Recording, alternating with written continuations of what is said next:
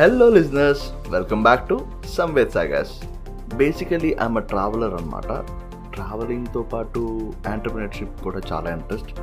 So నా లైఫ్లో నేను చేసిన ట్రావెల్ జర్నీస్ గురించి కానీ, లైఫ్లో నేర్చుకున్న విషయాల గురించి కానీ, ఎంటర్‌ప్రెన్యూర్‌షిప్లో చిన్న చిన్న టిప్స్ గురించి కానీ, అండ్ మనకి జనరల్గా జరిగే విశేషాలు కానీ, సెలబ్రేషన్స్ కానీ, వాటి మీద నా ఒపీనియన్ షేర్ చేసుకోవడానికి కానీ ఈ పాడ్కాస్ట్ ప్లాట్ఫామ్గా పెట్టుకున్నా. So hope you enjoy my podcast. ఇప్పుడైతే మనం టాపిక్లోకి వెళ్ళిపోదాం. డార్లింగ్, నువ్వు ఎప్పుడైనా ఇది గూగుల్ చేసి ట్రై చేసావా? How to know you are in love అని. అదే తెలుగులో చెప్పాలంటే మనం ప్రేమలో ఉన్నామని తెలుసుకోవడం ఎలా అని. ఒకవేళ చేయకపోతే ఎప్పటికీ చేయకు. ఎందుకంటే అక్కడ వాళ్ళు చెప్పే సో కాల్డ్ సైన్స్ అన్నిట్లోని సో తప్పేం ఉండదు. అశుద్ధమైన ఇంగ్లీష్లో చెప్పాలంటే షిట్ అడ్వైజెస్ తప్ప ఏమీ ఉండవు. సరదాగా ఒక ర్యాండమ్ సైన్స్ చూద్దాం. ఒక మహానుభావుడు ఏమన్నాడంటే, మనం ప్రేమించిన వాళ్ళు ప్రతి క్షణం మన ఆలోచనల్లో ఉంటారంట. అది ఇన్ఫాచ్యుయేషన్ డార్లింగ్. అసలు ప్రతి క్షణం ఆలోచనల్లో వాళ్ళే ఉంటే మరి వేరే ఇంపార్టెంట్ విషయాల సంగతి ఏంటి? ఒకవేళ నిజంగానే అలా ఉన్నా కూడా ప్రాబ్లమే కదా డార్లింగ్. నిజమైన ప్రేమ ఎప్పుడు నిజమైన లైఫ్లో ఫిట్ అవుతుంది. ఐ మీన్ రియాలిటీలో ఫిట్ అవుతుంది. అంతేగాని మైండ్ అంతా అదే ఆక్రమించేది. ప్రేమ ఎప్పుడు కామ్నెస్ ఇస్తుంది, ఓవర్వెల్మింగ్ ఉండదు. ఇంకొక సైన్ ఏంటో తెలుసుకోవాలనుకుంటున్నావా? అదేంటంటే మనం ప్రేమించిన వాళ్ళని మన ఫ్యూచర్లో ఊహించుకుంటాం.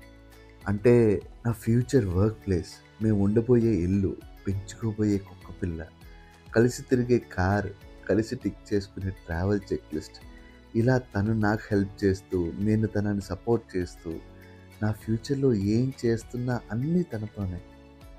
తను లేని ఫ్యూచర్ నా ఊహల్లో కూడా ఉండదు. అంటే డార్లింగ్, అది ఫ్యూచర్ రా. నువ్వేమైనా ఊహించుకోవచ్చు, ఎలా అయినా ఊహించుకోవచ్చు. నేను కూడా ఊహించుకుంటా, ఫ్యూచర్లో నేను పాలస్తీన్లో పల్లీలు అమ్ముకుంటా. అలా కాదు. ఇక్కడ ప్రాబ్లం ఏంటంటే మనం ప్రేమ అనే పదాన్ని ఒక గేమ్ లాగా మార్చేసాం. A game of escapism. ఇంకా విచిత్రం ఏంటంటే మన పొటెన్షియల్ పార్ట్నర్స్ని మనం సో కాల్డ్ ఫ్యాంటసీ వరల్డ్లో ఫిట్ అవుతారా లేదా అనే బేసిస్ మీద డిసైడ్ చేసుకుంటున్నాం. ఇక్కడ నేను వాళ్ళతో ఫ్యూచర్ ఊహించుకోవద్దు అని చెప్పట్లేదు. మనం ప్రేమించిన వాళ్ళతో లైఫ్ గురించి కళ్ళ కనొచ్చు, కానీ వాళ్ళు మీ ఫ్యాంటసీ వరల్డ్లో మీ రిక్వైర్మెంట్స్ని రీచ్ అవుతున్నారు కాబట్టి కళ్ళ కనడం ఎంతవరకు కరెక్ట్ అనేది నా క్వశ్చన్. పూటకు ఒక ఒపీనియన్ మారుతున్న ఈ టైంలో that person completes the picture of my future అనే ఇల్యూజన్లో బ్రతకొద్దు అని నా ఫీలింగ్. ఇంకొక సైన్ చెప్పమంటే వాళ్ళు ఎప్పుడూ నీతోనే ఉండాలి అని అనుకుంటా ఉంటా. ఇది నువ్వు నమ్ముతున్నావు అంటే నువ్వెప్పుడు ఒక హెల్దీ లాంగ్ టర్మ్ రిలేషన్షిప్లో ఉండుండవు. నీ డార్లింగ్ని నువ్వు చూడాలి అనుకోవడంలో తప్పులేదు, కానీ ఎప్పుడూ నీతోనే ఉండాలి అనుకోవడం మాత్రం కరెక్ట్ కాదు అని నా ఒపీనియన్.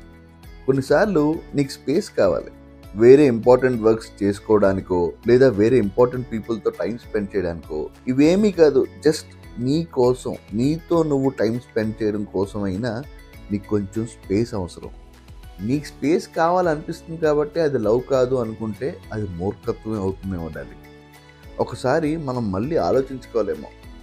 కొంతమంది ఏమంటారంటే ఒక పర్సన్ని ఇంప్రెస్ చేయడం కోసం నువ్వు ఏదైనా చేయగలగటమే ప్రేమ అంటారు. అదేంటి, ప్రేమ అంటే ఇంప్రెస్ చేయడమా? కాదు కదా. మరి కొందరు భయాన్ని ప్రేమ అంటారు.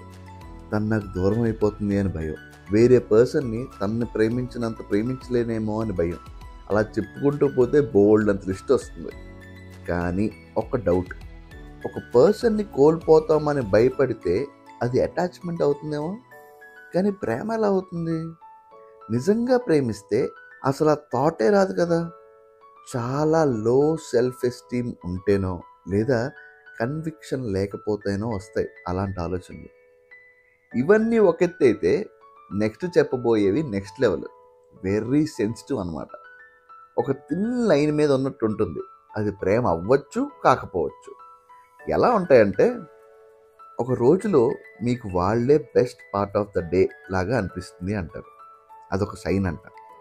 సో మన కాఫీ షాప్లో ఒక ఫ్రెండ్ ఇంకొక ఫ్రెండ్తో చెప్తుంటే విన్నా, రోజు మొత్తంలో నా గర్ల్ ఫ్రెండ్ని చూసే ఆ కొన్ని క్షణాలే నా డేలో హైలైట్ రా మావా అని వింటుంటే అనిపించింది. బాగుంది కదా. కానీ దీనిలో 2 సైడ్స్ ఉంటాయేమో అని ఒక థాట్ వచ్చింది. ఒకటి గుడ్ సైడ్, ఇంకోటి బ్యాడ్ సైడ్. గుడ్ పార్ట్ ఏంటి అంటే, ఒకవేళ ఆ అబ్బాయి లైఫ్లో హ్యాపీగా ఉన్నాడు, తన గర్ల్ ఫ్రెండ్ ఆ హ్యాపీనెస్ని ఎన్హాన్స్ చేస్తుంది, అలా అయితే super, he is very very lucky. But bad part విషయానికి వస్తే, ఆ అబ్బాయి లైఫ్లో చాలా ప్రాబ్లమ్స్ ఉన్నాయి. ఆ అమ్మాయితో గడిపే క్షణాలని ఎడారిలో ఓఎస్ఎస్లో వాడుకుంటున్నాడు అనుకో, అది ప్రేమ కాదు. వాడికి హ్యాపీనెస్ ఇచ్చే వేరే మూమెంట్స్ దొరికిన మరు క్షణం ఆ అమ్మాయిని ఇగ్నోర్ చేయడం స్టార్ట్ చేస్తాడు, మెల్లగా గోస్ట్ చేసేస్తాడు. ఇదంతా జరగకూడదు అనుకుంటే వాళ్ళిద్దరూ క్లియర్గా కూర్చుని మాట్లాడుకోవాలి, లేదంటే అంతే. అలాంటిది ఇంకొక థాట్ ఏంటో తెలుసా, నీ లైఫ్లో నువ్వు తనకే ఎక్కువ ప్రియారిటీ ఇస్తావు. ఇది ఒక అందుకు వినడానికి బాగానే ఉంది.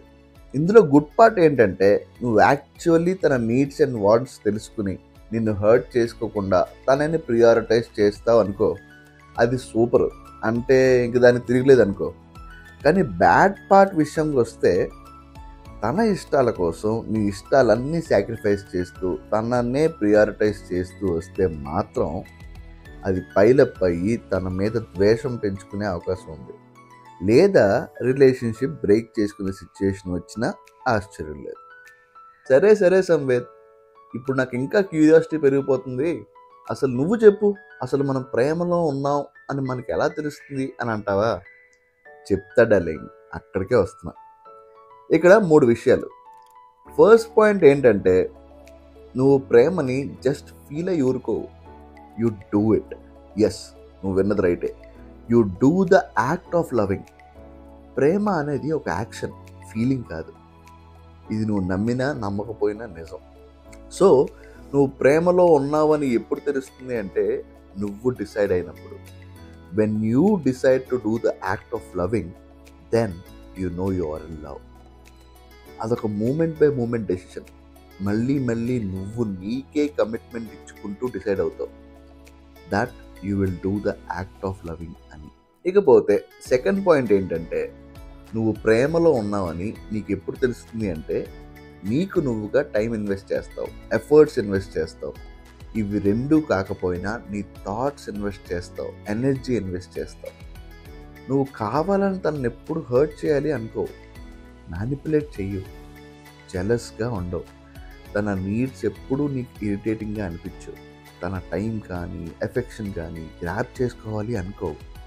కాన్స్టెంట్ రీఅష్యూరెన్స్ ఇవ్వకుండానే తనతో రిలేషన్షిప్లో సెక్యూర్గా ఉంటావు. తన లవ్ లాంగ్వేజ్ తెలుసుకుంటావు. You care and take care, you accept and allow. అదనమాట. థర్డ్ పాయింట్ అయితే ఇంకా క్రిస్టల్ క్లియర్ అబ్బా. You do the act of living even when you don't want.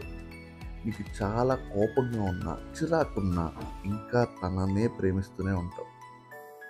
నువ్వు లవ్ చేస్తే ఫైట్ చేయవు డార్లింగ్, డిసగ్రీ చేస్తావు. నీ ఆబ్జెక్టివ్ ఎప్పుడూ ఒక పాయింట్కి ఇద్దరూ అగ్రీ చేయాలనే ఉంటుంది, కానీ ఆర్గ్యుమెంట్ విన్ అవ్వాలి అని ఉండదు. నువ్వు లవ్ చేస్తూ ఉంటే డిఫెన్సివ్ అవ్వవు, మ్యానిపులేట్ చెయ్యవు, అస్సలు ఇన్సెక్యూర్ ఉండవు.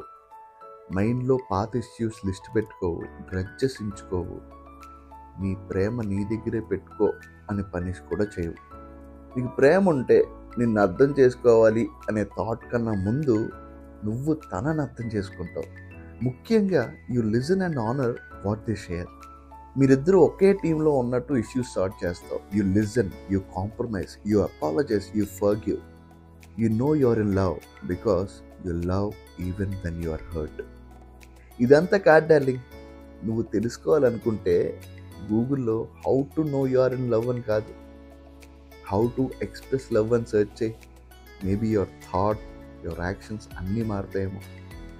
ఇది darling, how to know you are in love అనే ఒక పాయింట్ మీద మన డిస్కషన్. నీ థాట్స్ ఏంటో నువ్వు నాతో షేర్ చేసుకోవాలి అనుకుంటే you can follow me and text me on Instagram. Travel with Samved అని ఉంటుంది. You can ping me there. మనం మాట్లాడుకుందాం, ఇంకా డిస్కస్ చేసుకుందాం. Let's explore love. ఒకవేళ ఈ పాడ్కాస్ట్ నువ్వు యాపిల్ పాడ్కాస్ట్ కానీ, గూగుల్ పాడ్కాస్ట్ కానీ, స్పాటిఫైలో కానీ వింటున్నట్టయితే ఒక ఫాలో కొట్టు మావా. ఆ పక్కనే ఒక బెల్ ఐకాన్ కూడా ఉంటుంది, అలా దాన్ని కొట్టామనుకో నా పాడ్కాస్ట్ ఎప్పుడు రిలీజ్ అయినా నీకు నోటిఫికేషన్ వచ్చేస్తుంది. Thank you so much for listening. ఇంకా మంచి పాడ్కాస్ట్తో మళ్ళీ ముందుకు వచ్చేస్తాను. అప్పటిదాకా సైనింగ్ ఆఫ్ సమ్వేర్.